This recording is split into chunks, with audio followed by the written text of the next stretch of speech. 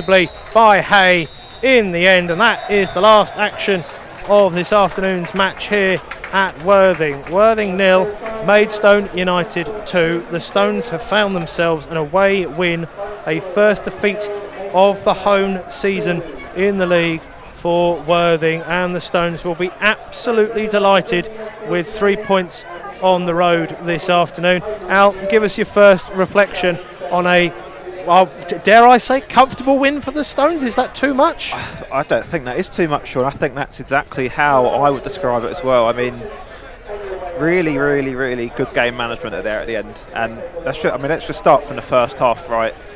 Really early on. Please, I'm fine with reliving this. I'm drinking it up in the sunshine, sir. Indeed. Wonderful afternoon we've had. I mean, early on, right, the Stones really pressing. Okay, Worthing wanting to play out from the back, which they ended up doing the whole game, which was quite surprising, to be honest. But, Seaman, for me, man of the match, and he got the early goal, of course. Really composed finish from him. He must have looked up and had a split second to see that the keeper was coming at him. And he's got a really composed finish there to put the Stones 1-0 up. And I think really for the first 30-35 minutes of that half, the Stones were on top, and Worthing, they didn't really have a lot of joy in our half.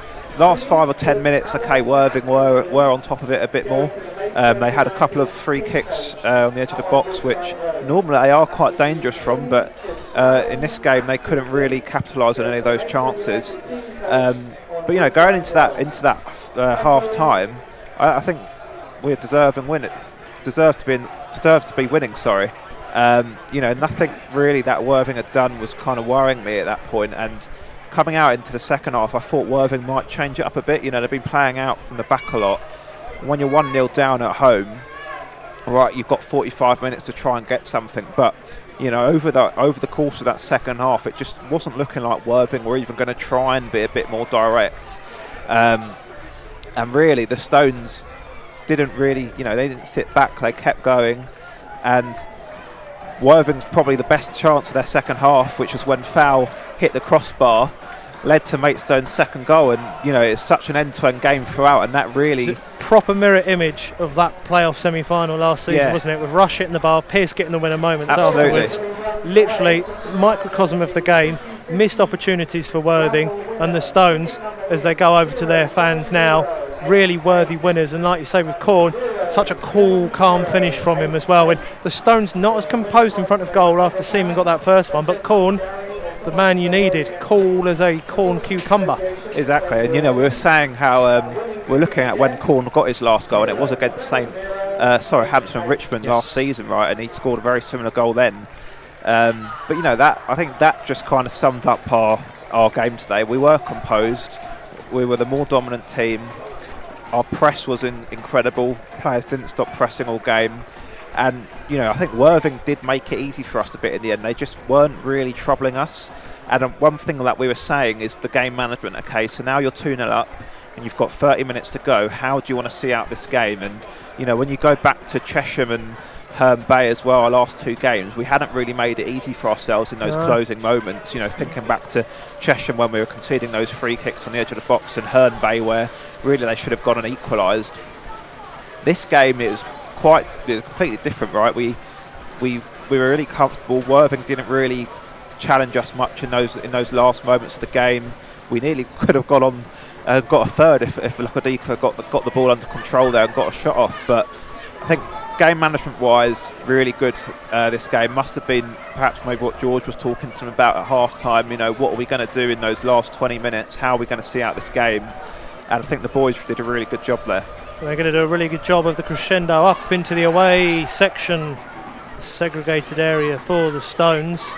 A couple of things to mention post-match. I heard a Tannoy announcement that Rowan Atkinson needs to attend the Maidstone United coach, which I'm sure I heard Rowan. If I didn't hear that, then I heard someone Atkinson needed to attend the club's coach. I did find that a bit strange.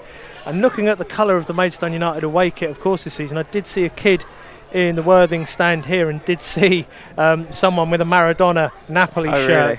So clearly your man of the match, you'll probably give him to Charlie Seaman for just the sheer amount of running, the goal that he had, the goals that he probably should have had and he himself when Ben and the like do talk to him at some point later this evening, will probably say he'll be the first to admit, I would like to be taking the match ball home this afternoon. And to say that about your right wing back does show the potential the Stones have. And by Jove, Al, this afternoon, the Stones really have put a marker down for the rest of the season, because this potentially is a massive, massive win for the Stones.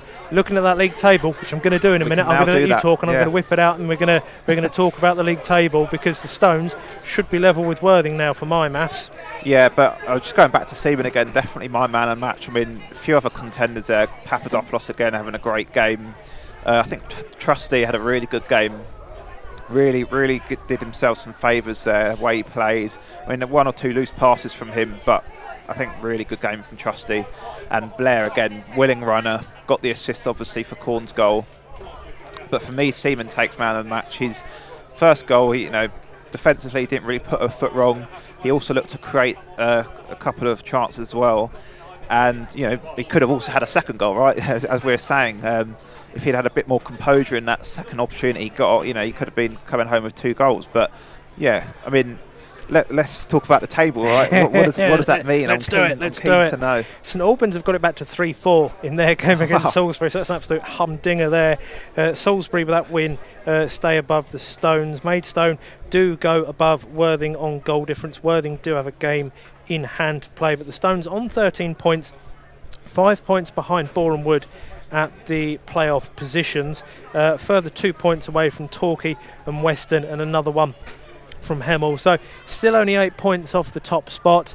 A lot of sides can have some quite bad runs, frankly, and drop themselves down the table. That St Albans match has finally finished 4-3 to Salisbury, so the Cathedral derby is over there in St Albans. And well, I'd said at the top of the hot take there, Al, I was surprised to call it I wouldn't say comprehensive, but I'd certainly say comfortable more than anything. And the Stones, I think, fully deserving of their 3 points this afternoon. We've been propped up on a pipe that spins, and every so-and-so that's come past has given it a spin because they can, but I've managed to keep it as sturdy as I can, whether it's on air, whether it's on the camera, doing all sorts here this afternoon. But it just remains for me to point you in the direction of the women's game at the Gallagher Stadium tomorrow afternoon. I personally look forward to providing some comms for the women's side, because they are at home to Cray Wanderers on Sunday afternoon, so please come down